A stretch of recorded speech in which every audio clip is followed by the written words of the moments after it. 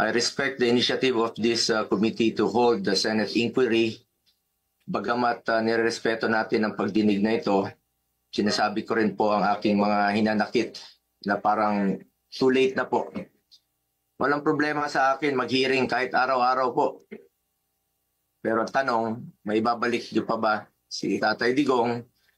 Yan ang tinatawag ko na too late the hero na po.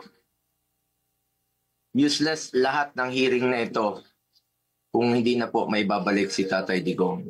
Kung kaya, pakiusap ko lang, kung kaya niyo po siyang dalhin doon in less than 1 day, sa loob po ng 13 na oras, dapat kaya niyo rin po siyang ibalik dito sa lalong madaling panahon. Dahil nangungulila po ang Pilipino at hindi kayang tanggapin ang nangyari sa kanya. Bilang isang mambabatas, nandun ako sa NAIA nung lumapag ang eroplanong sinasakyan ni dating Pangulong Duterte. Hindi po ako pinayagang makapasok. Kasama ko po ang kanyang mga doktor dahil may scheduled medical check-up po siya sa March 12. You may check the records po. Importante, masiguro ang kanyang kalusugan dahil 80 years old na po ang dating Pangulo. Pero mukhang hindi ito naisaalang-alang po ng otoridad dahil hindi siya pinayagan na mapunta sa ospital. Hindi nadala ang kanyang mga medisina. Alam niyo po, ako ang nagpapadala ng medisina niya sa bahay niya. Linggo-linggo po yan. Dahil yan po ang pinangako ko sa kanya noon. Bagamat hindi na po siya nakikialam sa akin sa politika. Pero sa kanyang medical, ay yan ang pinangako ko sa kanya. Na hindi ko siya pababayaan habang buhay. 27 po ang kanyang gamot. Sana po ay maibigay rin ang kinakailangang gamot at medical attention sa kanya habang nasa ibang bansa. Dahil karapatan naman po ito ng bawat tao. Constitutional right po natin yan. Sanay po siya na merong nurse, sanay po siya na may doktor na nag-aasikaso sa kanya. Naikwento nga sa akin ni Atty. Mejaldea na noong unang bumisita siya sa detention cell ay nakapaa siya dahil hindi po na naipasok ang kanyang mga gamit. Alam niyo, hirap na nga siya magmedyas. Hindi na niya kayang magmedyas mag-isa. At ngayon, it took Atty. Mejaldea several days bago maipasok yung mga kagamitan na kailangan ni Tatay Digong. Mahirap talagang kanyang sitwasyon ngayon na nakadetain. Sa unang pagharap ni dating Pangulong Duterte sa ICC, napansin natin iba po ang kanyang pananalita. Marahil ito ang estado ng kanyang kalusugan. Sa totoo lang po, several times na po naobserbahan ko yan noon. Yung kanyang pananalita, ganun yan. Pag hindi po naibibigay sa kanya yung saktong medisina na dapat niyang inumin. Marami na pong karamdaman si Tatay Digong. Sino ba namang 80 years old na walang gamot na iniinom at walang karamdaman? Yun po ang aking kinakatakot sa ngayon, ang kanyang kalusugan at ang kanyang kaligtasan. Kaya hindi ko po maintindihan bakit hindi pinayagan ng mga pulis ang doktor na makita siya. Okay na po ako, hindi niyo po ako pinapasok. Ilang beses po akong nakiusap. Pwede ba akong pumasok, sumunod? Pinababa nga ako sa sasakyan eh. Hindi po ako pinapasok doon sa Villamor Air Base. Pero nakiusap po ako na unahin na lang po yung doktor niya at yung ambulansya. Lahat naman may constitutional right to seek medical attention when needed. Lahat ng Pilipino, dating presidente man o normal na mamamayan, lahat ay may karapatan na masiguro ang kalusugan at kaligtasan. Nakakalungkot na isang bagay na ating ipinaglaban para sa Pilipino, hindi maibibigay po sa dating Pangulo na minamahal ng marami. Ganyan ba po ang dapat na trato sa taong minahal ang bayan at minahal din ng taong bayan? Madam Chair, mataas po ang aking respeto sa kapulisan. Lalo na po sa mga babae, mataas po ang aking respeto sa kanila. Noong nakaraang administrasyon, nanumbalik ang respeto ng ating mga kababayan sa kapulisan.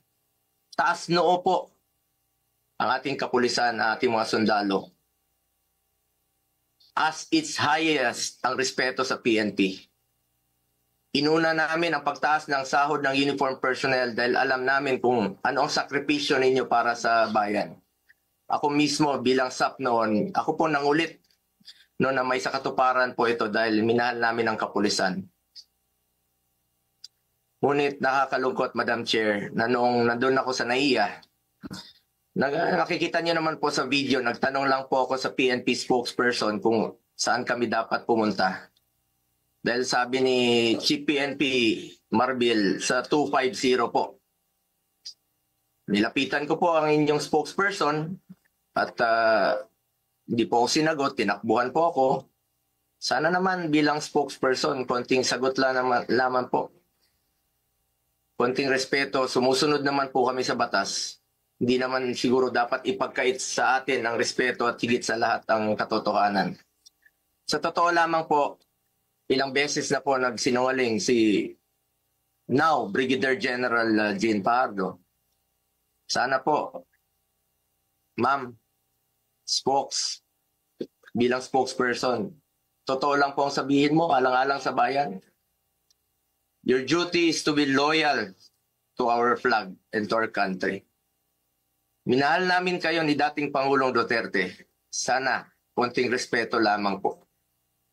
Kung nagawa nyo yan sa akin, magsinungaling, mas nagagawa nyo po yan sa ibang tao. Respeto lamang sana. Gaya ng pagrespeto at pagmamahal namin sa uniform personnel. Pangalawang beses na po ito na hindi ka sumagot ng totoo. Sa interview mo, sinabi mo nagpupunas lang ng pawis ang ilang pulis na nakuna ng video na umiiyak habang inaaresto si Pangulong Duterte.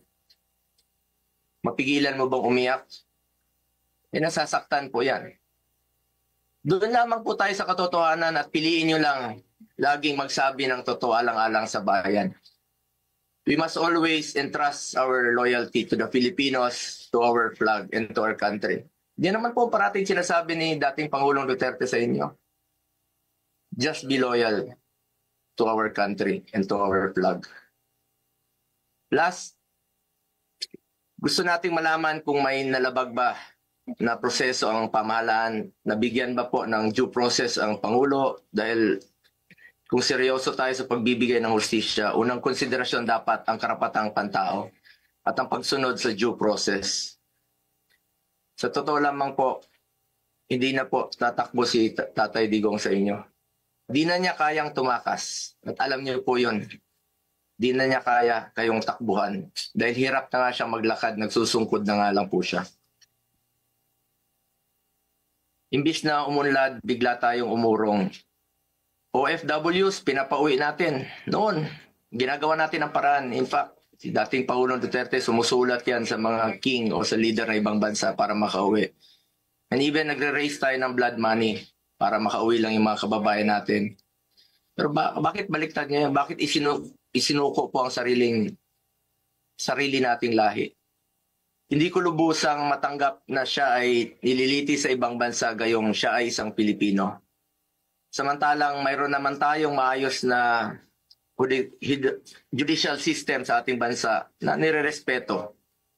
Kasarinlan yan bilang isang bansa. May sarili tayong batas, may sarili tayong proseso, may sarili tayong korte at may kakayahan tayong panagutin ang sinumang nagkakasala sa ating bayan.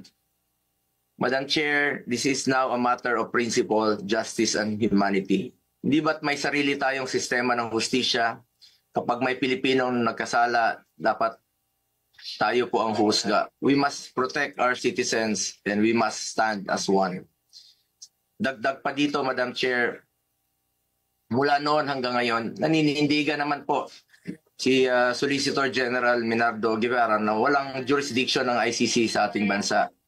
Kung consistent po ang gobyerno sa posisyon na ito na hindi kilalanin ang jurisdiction ng International Criminal Court, bakit hinayaan po nitong ma-implement ng warrant of arrest ang Interpol mula sa isang korte na hindi naman natin kinikilala? Kung wala naman talagang jurisdiction at may warrant of arrest ang Interpol o ICC, sana binigyan muna ng pagkakataon ng gobyerno through the proper authority like judicial court na i-verify o suriin ang validity ng arrest warrant. Ang issue na ito ay hindi lamang para kay Pangulong Duterte. Ito ay mahalagang usapin sa soberanya ng Pilipinas ang nakataya dito. Alang-alang sa ating mga bayaning nagbuwis ng buhay upang makamit lang ang ating kalayaan. Alang-alang sa ating ngayon na patuloy na inaalagaan ang ating soberanya upang ang ating mga anak at mga anak na ang ating mga anak ay mamumuhay ng isang bansa na malaya at nirespeto ng ibang bansa.